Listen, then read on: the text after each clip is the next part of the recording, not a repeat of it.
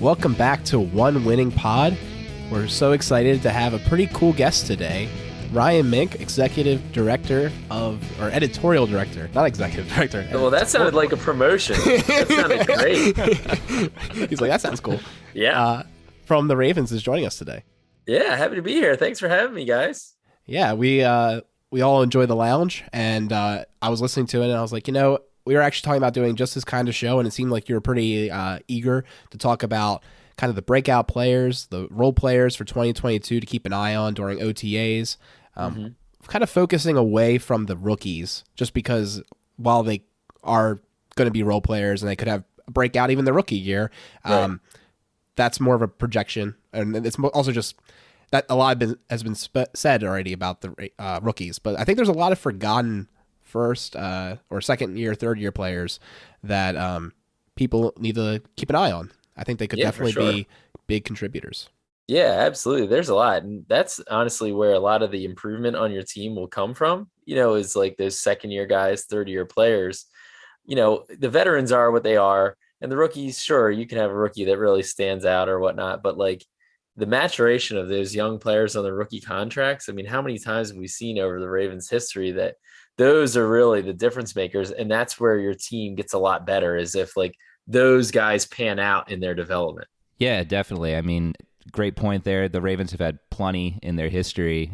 We have some listed here in the show notes, and honestly, we could probably double that list. The Ravens have done a really good job of finding mid to late round talent and being patient with guys, or in some cases, grabbing someone from someone else's practice squad and turning them into a 10-year stud like, a Kelly Gregg or something like that. Mm-hmm.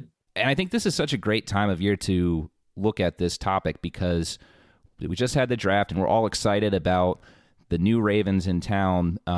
But some of these guys, it's going to take 3-4 seasons for us to see positive results from them, getting back some positive value there, especially the late round guys. Some of these guys are going to be projects, and it kind of in our society, a lot of things are instantaneous, and there's good and bad to that. Yeah. And, some fans might be quick to give up on a guy who the Ravens drafted in 2020 or 2021 and hasn't become a week in, week out starter yet.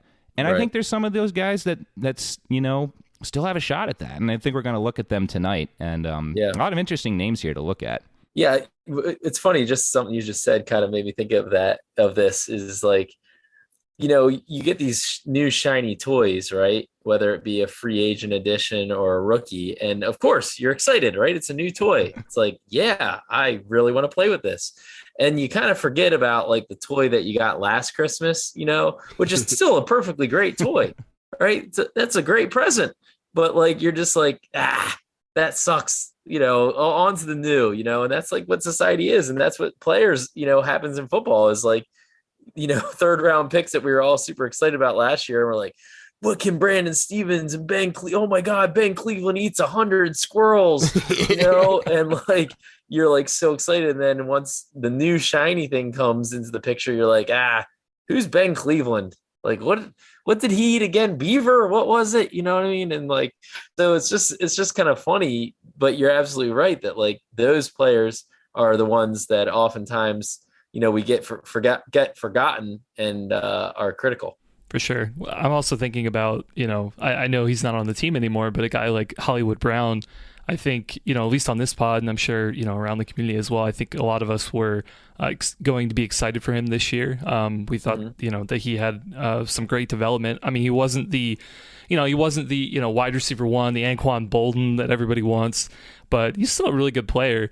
And just, it's funny how like quickly that turned really quick of just like, he's like, he's not that good. But then as soon as he leaves, now it's like, wow, the wide receiver room, we don't have anybody. Like, even though there are all these guys waiting in the wings that, are going to get the playing time now to be able to step into those roles. So it kind of works that way too. It's just, it's just how people get excited about new things, or they worry if like a piece leaves, and it's very fickle. For sure. For sure. My favorite example from the list that we have on here is the last one, Tyus Bowser. Remember how many people were quick to write him off when they were trying him out at inside linebacker, and he just didn't really do much, year 1 and year 2, and then he like really started to show promise year 3, and then maybe year 4 you'd call it the breakout. Now he's one of the highest regarded Sam linebackers in the league, right? Right. I just love that story with Tyus. I remember that, he was a second round pick. It's pretty high, obviously draft capital to spend on the guy, and you want to see that instant production. And it took a little bit of time for him to get his feet, but I think now he has a lot to offer to the NFL. He's probably gonna have a pretty long career. Yeah, no, totally. Yeah. I mean, Tyus is a great example of that. I mean, I think, a couple other guys on here, Zadarius Smith, there's sometimes what will happen too is like a rookie will kind of have a flash. They'll flash as a rookie, right?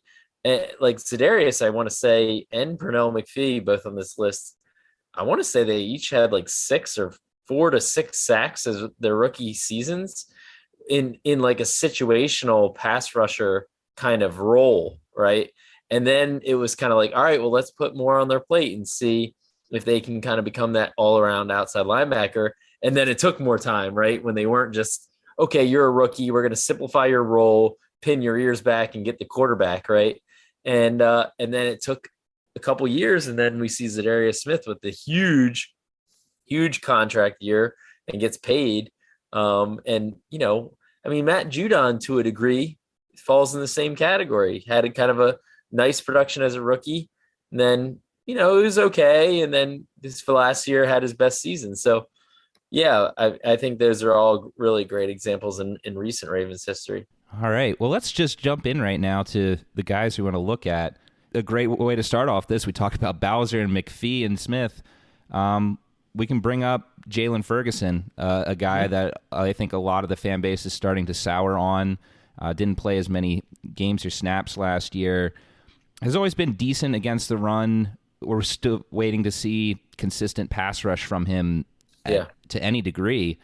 And, I don't know if I really have a lot of faith that Ferguson is going to live up to the draft capital that the Ravens had for him. But I think, he's still shown enough flash that as he comes into this year 4 where we've seen guys break out for the Ravens at the outside linebacker position, I still think, we can have some expectation that he could fill in a niche on this team, especially with, for now, Justin Houston is gone. It sounds like there's a chance he'll come back.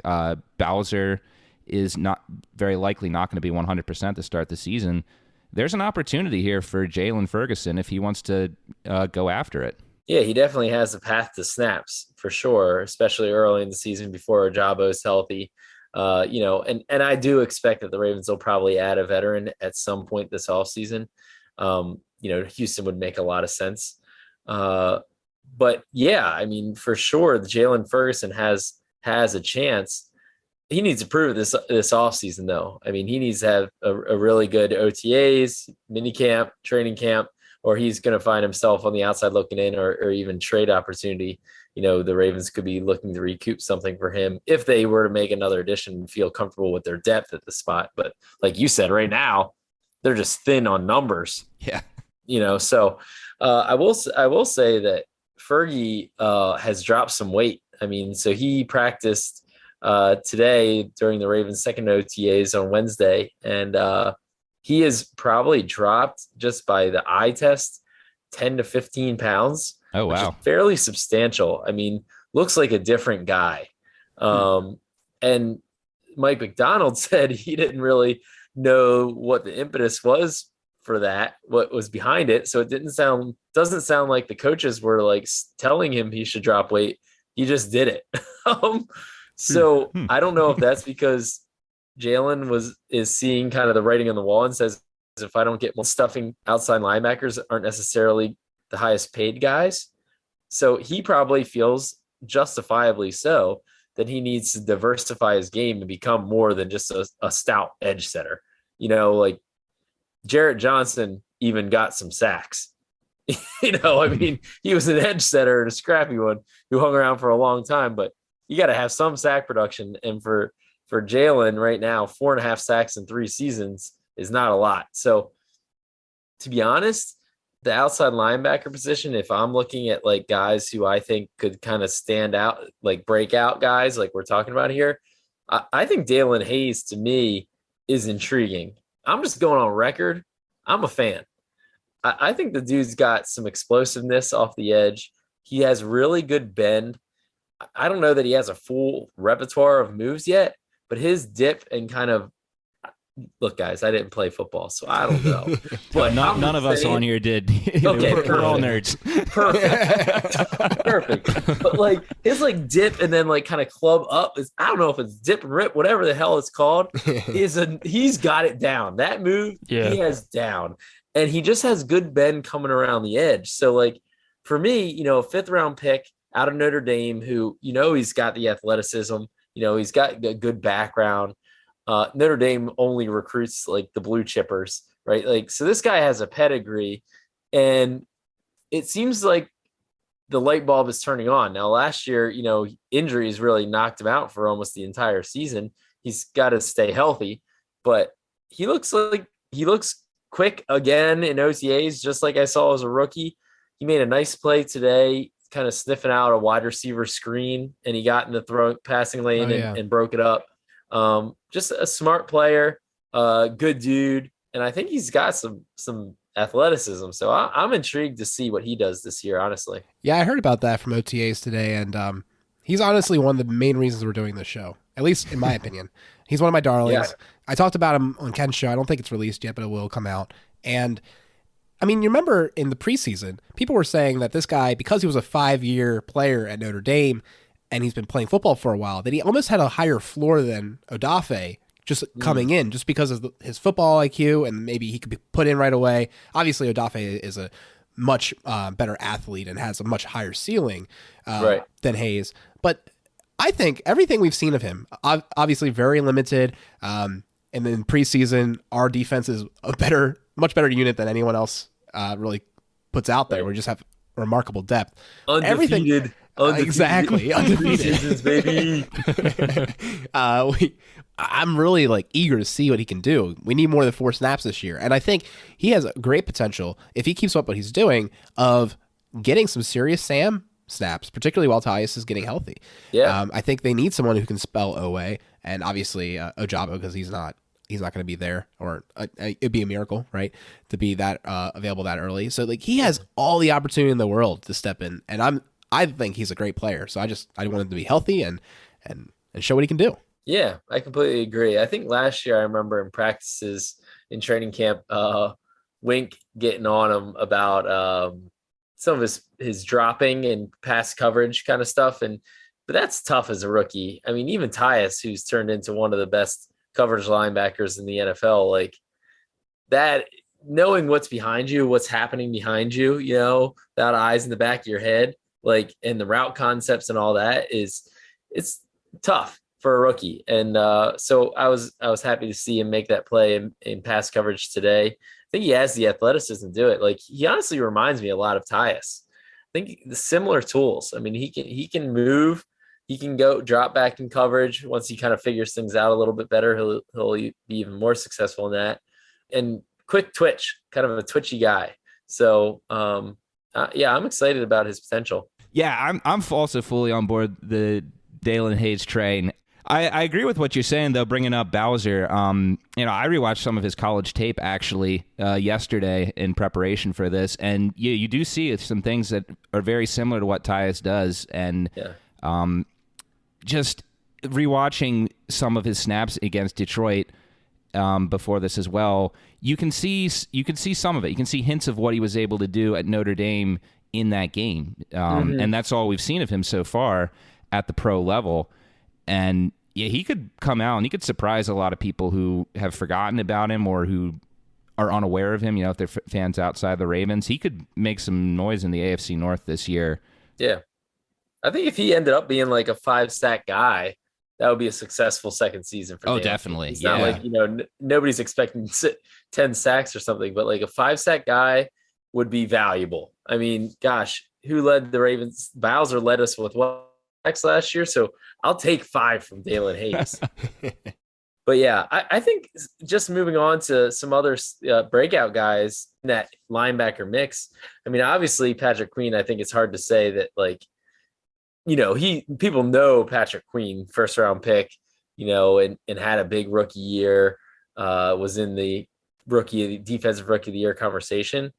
but I do think that year 3, he is looking to become that dude, a star player, leader on this defense. And I do think that a lot of it for him was, I think, a combination of mental processing. He was a late starter at LSU, just didn't have a ton of reps under his belt. And I think like recognizing things quickly and being confident in what he's seeing, was kind of the challenge for him coming in. And, the athleticism is off the charts. But I think once he kind of figures it out and understands what offenses are trying to do more, reading his cues and trusting his cues, once he's moving it around with confidence, like we saw the second half of last season after Bynes came in, that's a different player. And I think that now, even going into year 3, he's even more, self-assured. And he's a guy who cares a lot about his play, and he's very self-critical. And I think that when he has mistakes, it bothers him a lot. And I think that year 3, he's just a little more settled in. He just feels like more of a vet. And I think that will really serve him well. That's good to hear. I think all of us here are rooting for Patrick Queen. We've all had various levels of hype around him. I personally have never been thrilled about the pick, but it's nothing against Queen. It's just about like how the pick was used. And I think what we've seen out of him, you see the flashes of like, well, that's a first round linebacker right there, and right. If he's able to have that consistency and demand the playing time, particularly I guess in the coverage snaps, you could see how he could be a huge asset to the team. Right. And it's he kind of reminds me of like one of those win percentage graphs that kind of goes up, down, and sideways, like really herky jerky. That's kind of how his play can be sometimes, but like if it's slowly trending towards like high win chance, like that's what we want, right? So, right. And I think that's really the hope for year 3. Get a little bit of smoothness in that graph, and it be going in the right direction. I think he has a lot around him that could benefit this breakout too. Obviously, the new defensive scheme. I think the addition of Kyle Hamilton and what he'll be able to offer in the box will be huge. It might actually reduce some of his responsibilities and still kind of allow him to kind of do what he does best, which is just attack the ball. I think there's a lot to be hopeful for with Queen, but this is definitely like the make or break year, particularly just given the way the contracts are in the NFL. They need to decide on that option after this year. So like this is the year for him to really show up.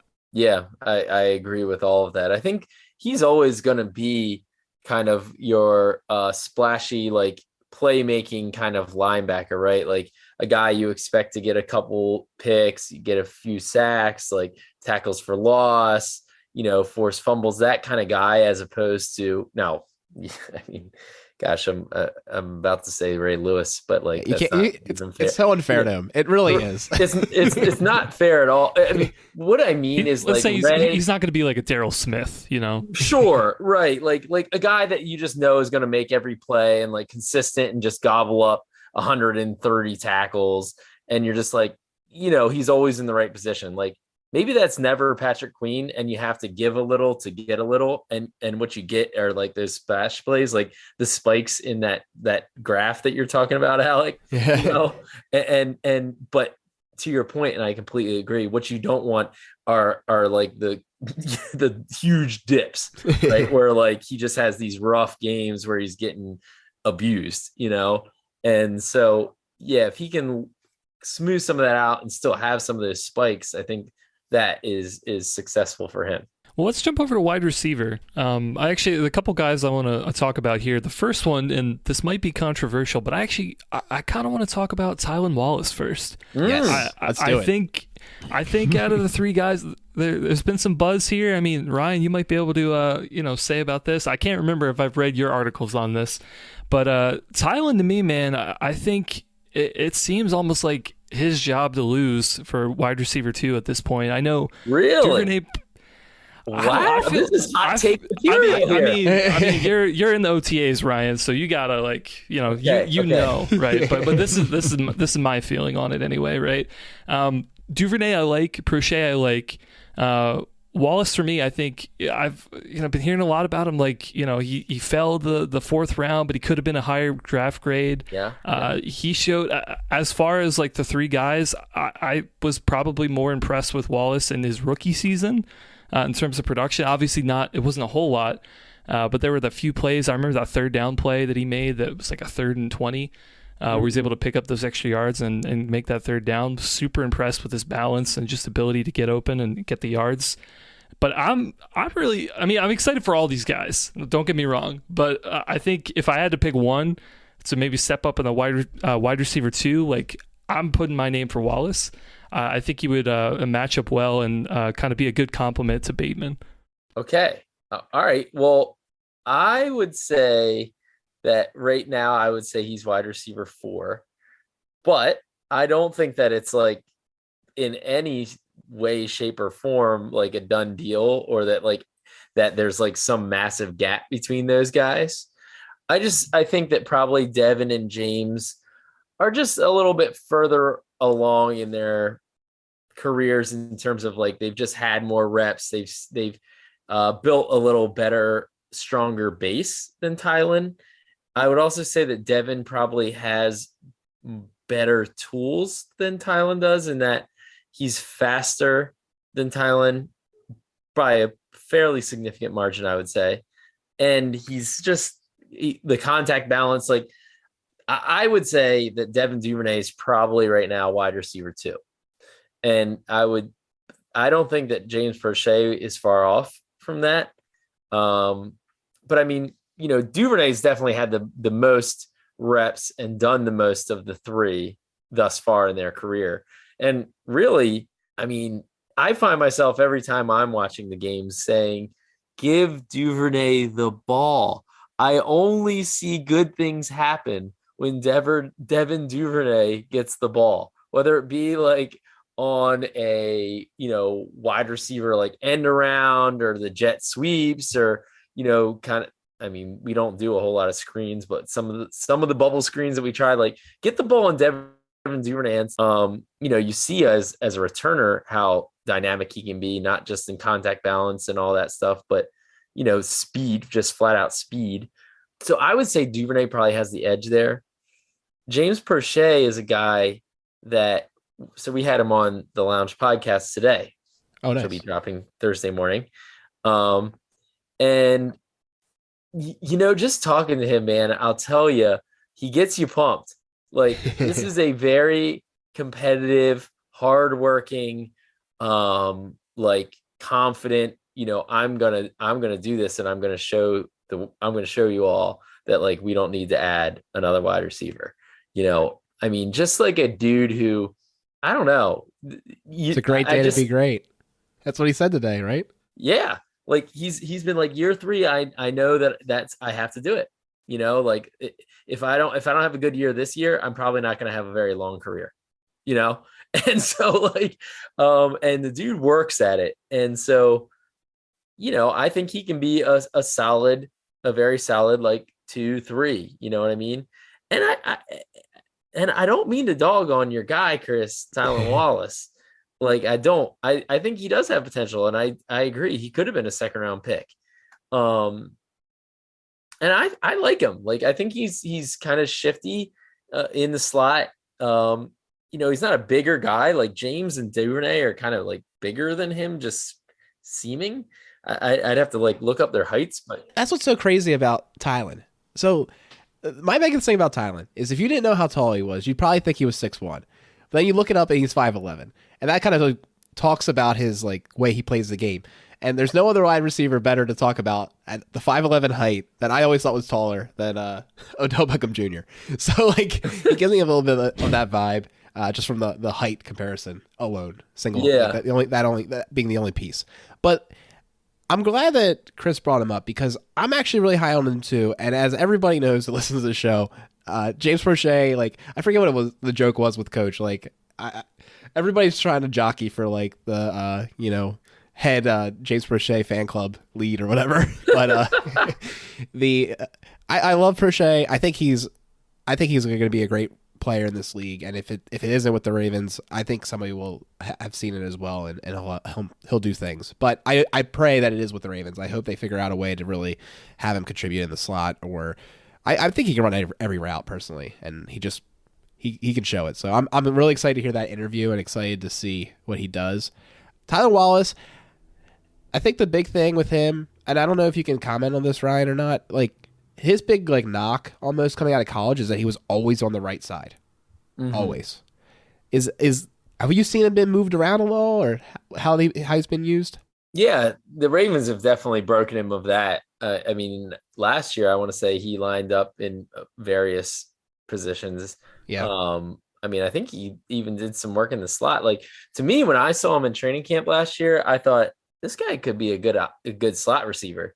He's like very quick in and out of his movements. You know, like there's fast and there's quick, and Tylen's quick.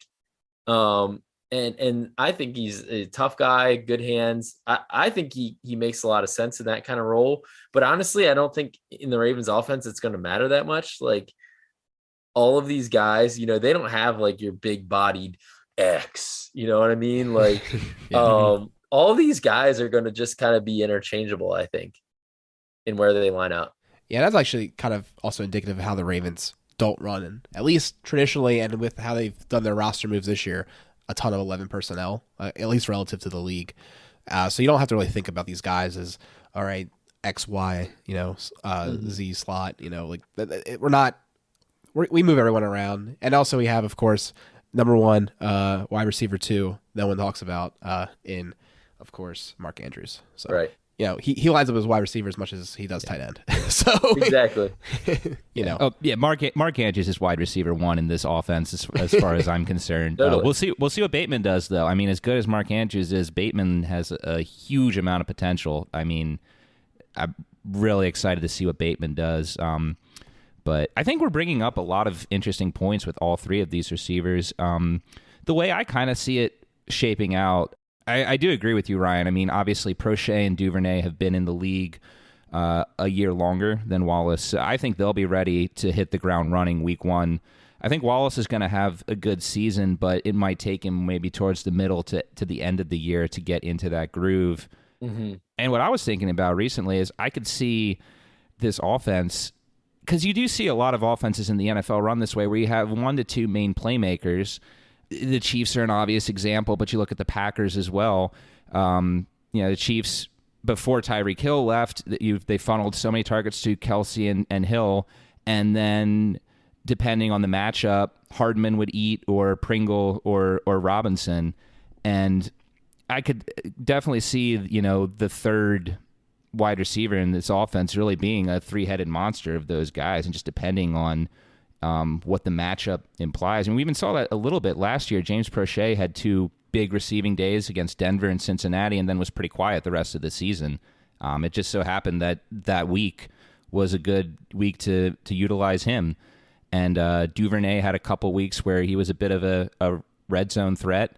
Marquise Brown was an underrated red zone threat. We'll see if he fills that void left by Brown. And I do think you bring up a good point with Duvernay and getting him involved in screens, and as that being something that the Ravens should really try and exploit. And I do wonder if they will try and do that a little more with Marquise gone, because we did see them do that in certain games last year. Minnesota, they threw several screens to Brown. That was, you know, really not the Ravens' way under Greg Roman, but they pulled it out that week. That was the Miami special. That was the heavy blitz. Let's try this wide receiver screen thing. And exactly. Yeah. That got blown up as well. Right. I mean, Marquise Brown was not a good option for the wide receiver screen. I mean, no, he wasn't. He really wasn't. That's why he left. Well, he just like is not a guy that made anybody miss in the open field. He couldn't get through contact really. I mean, he developed a stiff arm to get out of bounds that pick up an extra 3 to 5 yards. Like, he developed that last year. Yeah. But like he's not really a guy that would juke anybody.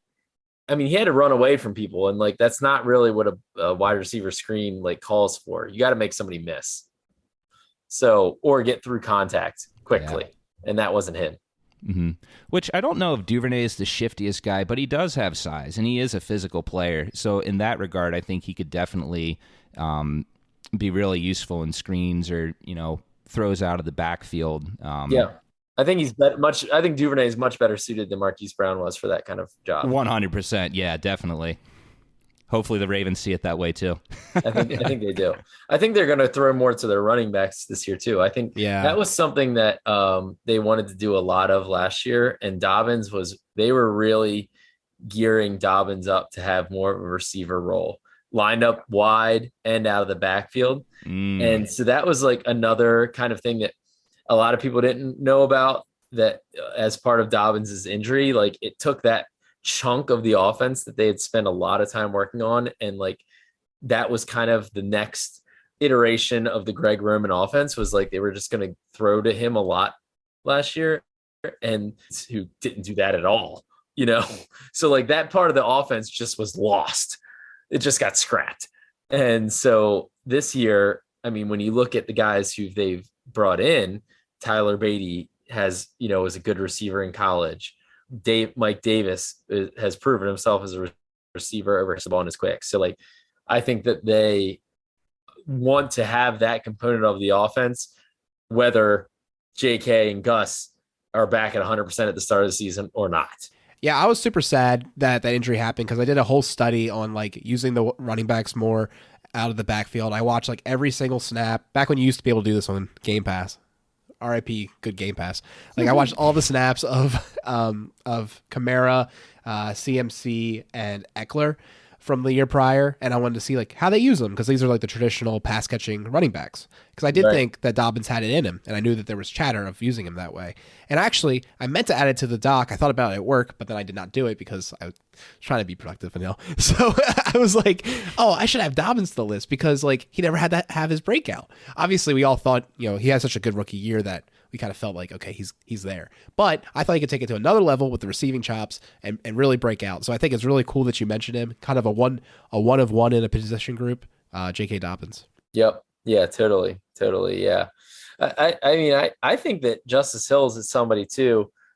I don't know. It's still, I think he's got to make the team. He's not a lock by any means, but he looks pretty quick. I mean, I'm not even saying that he's absolutely going to make the 53-man roster, but because he has to beat out Mike Davis. But I do think that he's somebody that shouldn't be forgotten, because he looks back, he looks quick, and he is that receiving type of guy.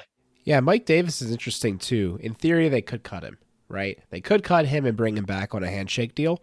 So if they really wanted to bring four running backs on to the roster and then sneak one of them onto the practice squad and then bring back Mike, there's definitely a way they could do that, just so that they can put like, either Gus or JK on the pup, on like the short-term IR and stuff. The pup list. Yeah, so there's definitely some maneuvering, some shenanigans that could occur, which I think we talked about last week. I don't know why the NFL has these shenanigans, because every team just plays them. Like, just let them do what they want to do. But nevertheless, I'm sure there's some good reason for it. Yeah. So the offensive line, I think, when we're talking about breakout guys, I see you guys, I think, had a couple good names on here with Tyree Phillips and Ben Cleveland.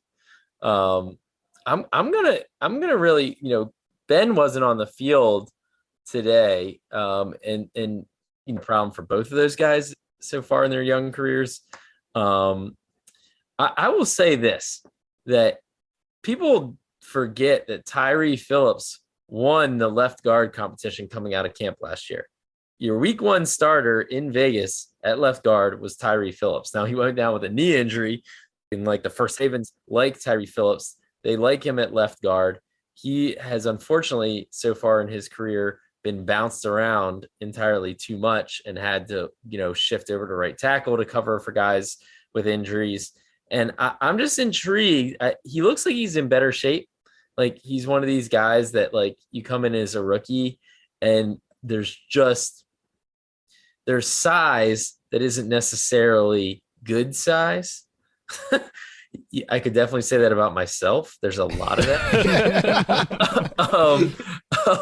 And like Tyree has kind of like worked that out, and like he looks like he's in really good shape.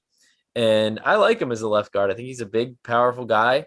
And I think that he could end up being the week 1 left guard starter. For sure. I think you hit that right on, Ryan. Yeah, it's just Tyree's only issue is just from having to bounce around so many positions. Right. If we can finally lock him down to left guard, I think he would be absolutely a breakout candidate. Cleveland, I do like. I know he had some good games last year at a few nice sets that he had. I will say, I think at least from my perspective, I think maybe he needs maybe a little bit more seasoning, I guess, before he can kind of take that spot. But yeah, if I had to put my money on it right now, Tyree, he'd be the guy I'd pick for sure.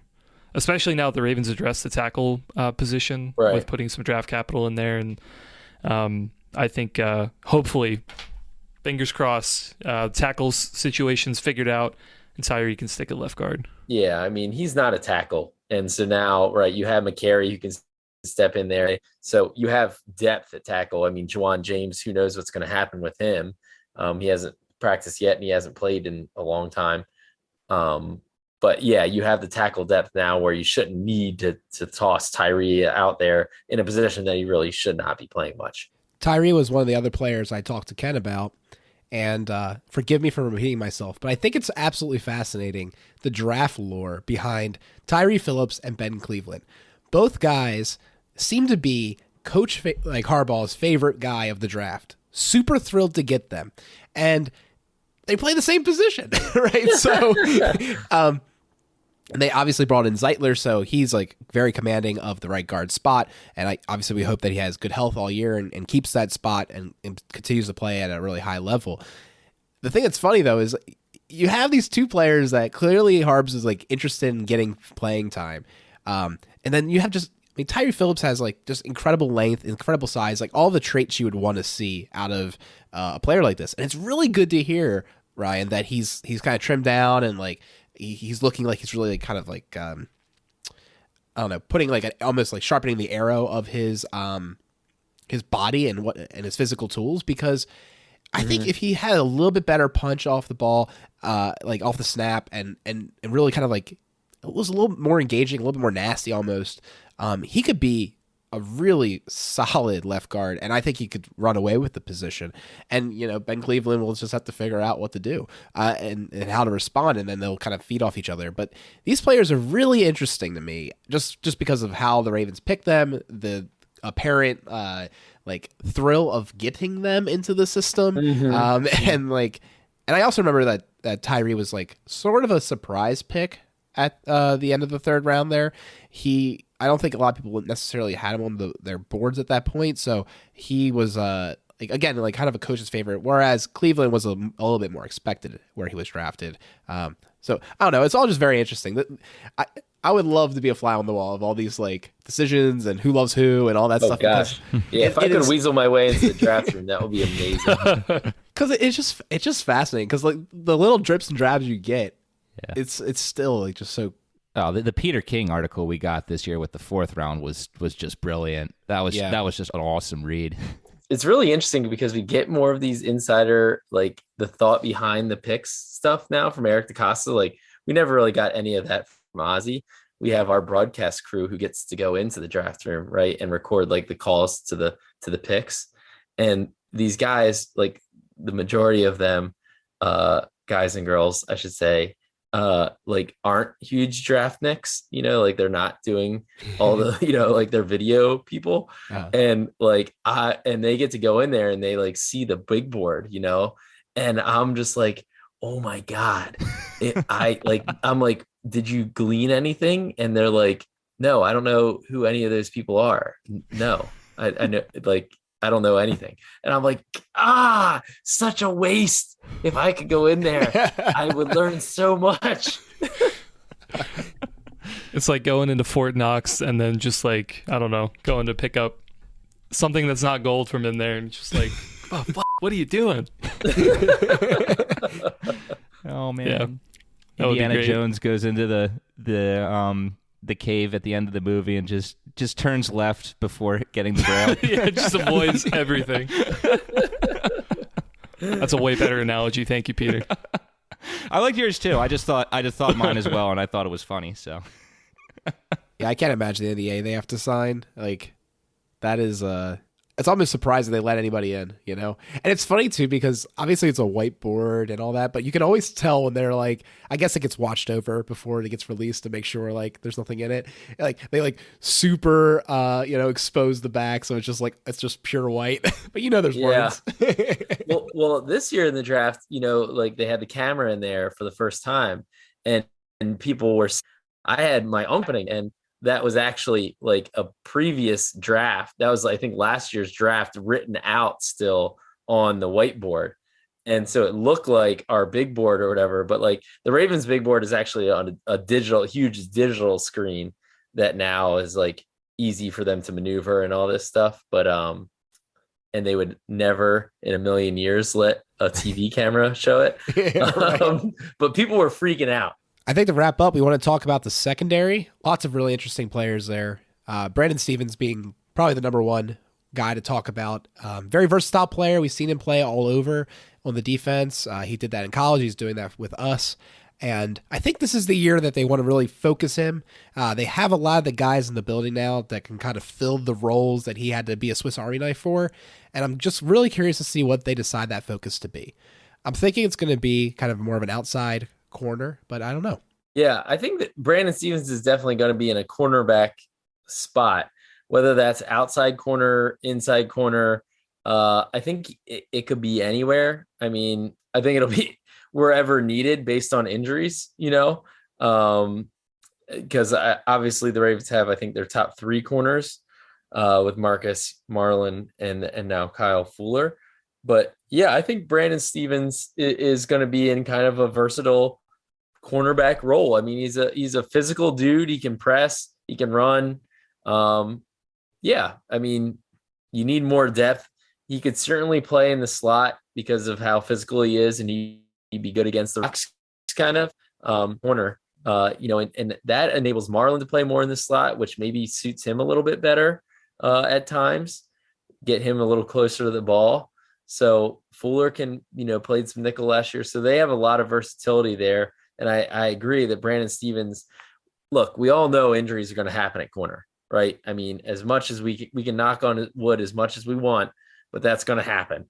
And so Brandon Stevens is going to get called upon this year, and he's just got to be ready. I mean, he got thrown into the fire as a rookie at safety and started 6-10 games. I mean, a lot of games. Ardarius Washington, he's got to get healthy. He's coming off an procedure, and he wasn't on the field Wednesday, but that's another guy who, safety, cornerback versatility. The Ravens secondary is all about versatility this year. I mean, it's just like they want everybody to play everywhere and confuse the hell out of offensive coordinators and quarterbacks because they don't know who's supposed to be in the game, where they're supposed to be, any of that stuff. So Ardarius, I think, as a backup, that he can be a guy. Special teams, obviously, for anybody in the secondary, safety, corner, special teams is a huge part of your job. Ardarius would have to make the 53 primarily as a special teams guy. Same goes for Geno Stone. I thought Geno played pretty darn well last year in a backup role and got some serious reps late in the season when injuries were really magnified. Picked off benefit for Geno Stone. Could have been making the playoffs. But yeah, Geno Stone is another guy I think that is a key dude in this secondary. Oh, for sure. Yeah, and just to kind of add a little bit more on that. Yeah, for Brandon Stevens, I loved this play last year. The only position I feel like that he played that I thought we could have gotten a little bit better, which the Ravens addressed, so no big deal, was kind of the deep safety role. I just felt he didn't have enough speed to kind of be able to make some plays on the ball that I wish he would kind of be able to. But other than that, like you said, Ryan, super physical, could play tight ends really well, just solid tackler, really good in that role. I really liked him to find a role on that team to kind of just lock down people, kind of almost like what Jimmy Smith did the last couple of years of his career here. Just kind of be that Weapon X kind of factor of just lock down a guy. be able to do that. And I wanted to talk about Geno Stone too. Again, another player I really liked, especially late in the season last year. I really thought that Wink had unlocked something with the safety looks. They put Geno back at deep safety a little bit more, and then had guys like Stevens and Tony Jefferson play a little bit more up in the box. And I thought it worked really well. I mean, I remember we were talking after the Rams game about how that defense, really did a great job that game, especially against, Super Bowl champs and the Rams. I think the safety looks that we had in that position were a big part of it. But obviously, this year going in, we'll have Marcus Williams, Chuck Clark's coming back, and Kyle Hamilton. So, take what you had last year and just, dial that up to 11. You've got the guys now to be able to lock down the starting spots, and now you can bring guys like Stevens, Stone, and Washington back to kind of fill in and as needed. Yeah, absolutely. And versatility is going to be paramount for this defense. They want to mix and match these guys all over the place. Mike McDonald talked about that today, about how, when he was at Michigan, they had all these outside linebackers and pass rushers galore. And he was like, all right, well, let's figure out a way to use them all. And then you saw Aiden Hutchinson and Ojabo have these huge seasons. He's looking at the safeties in the same light. Like, I've got a lot of safeties that can play. All right, well, how can we tailor the defense to use all these guys in different roles and various ways to confuse offenses? So it's going to be interesting to watch it all play out. Definitely. And again, you as you said, there's huge depth at safety right now. Humphrey and Peters are coming back from injury. They brought in Fuller. The Ravens have so much veteran leadership in that secondary that it's really going to make the job easier for these guys, because they're hopefully not going to have to be thrown into as big a roles as they were last year, assuming there's not another huge swath of injuries. If almost all that veteran group comes in, that's really going to give McDonald freedom to put these guys in certain situations, try some things out, while you have guys who've been around the NFL and can cover if something goes wrong. I think that these guys have landed in a great spot for the Ravens or for an organization to figure out what are the strengths of these guys, what can we get these guys to do at the NFL level in a spot where you've got the veterans already in place, so that you don't have to put too much on their plate, and they're not overthinking or trying to overcompensate. They can just focus on what the coaches are telling them and what their roles are at the time. So yeah, it's going to be extremely interesting. I can't wait to see, especially when you get into those division games against Cincinnati and Pittsburgh, what the secondary is gonna look like. It's a lot of intriguing pieces there. For sure. Absolutely. All right. Well, thanks so much for joining the show, Ryan, and giving us those OTA insights. Really appreciate it, because we see little clips here and there, a couple, Snapchat clips or whatever, but it's nothing like seeing it in person and getting an idea and a sense of where the Ravens might see some of these guys and what to expect. Football's kind of coming back, although it felt like it never really left, with how the cadence of the year is pretty good. So there's always a little drips, but it's definitely a cool time of year to speculate and think about what could be.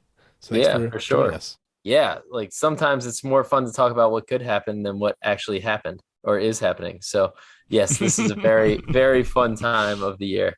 Yeah, I just want to reiterate, thanks again, Ryan. I mean, this is awesome. I don't know about you guys. I mean, Ryan, I've been reading your work, for however long you've been with the Ravens. Awesome to have you on here to be able to speak with you. That's great. I have one question that I wanted to ask and see if you can give me an answer to. Are you planning another meat draft? Something like that, something crazy. Can we expect that? Is that going to come this season? I don't think we have another meat draft on the books, but we do need another draft. So any ideas you guys have, I am all ears. I'm down, because as you well know, I have lost many drafts. So this is one of those situations where you just got to keep drafting. You just keep taking your shots. I think you should do top places to hang out in Baltimore, or in Maryland or something. Maybe Maryland, I could win that. Yeah, I don't know. Or I would get obliterated. Yeah. Garrett's like the mayor of Baltimore. He's like the unofficial mayor. If you ever want to go out and have a beer, go have a beer with Garrett, because free beers everywhere. Way more than me. He's not even from here, is he? I don't remember. He's not, but I've never really lived in Baltimore than me. No, that's fair. Yeah.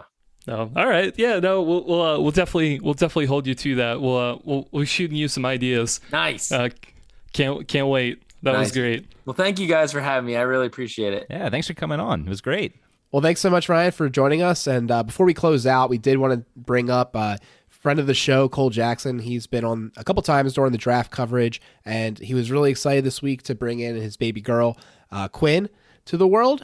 Quinn's been having a little bit of a hard time hanging out in the NICU, and we just want to have everybody in the Ravens flock, give their thoughts and prayers to them, and that hopefully Quinn can power through this and get home and spend time with her big sister and all that good stuff. So everyone, please do keep Quinn and the Jacksons in your prayers.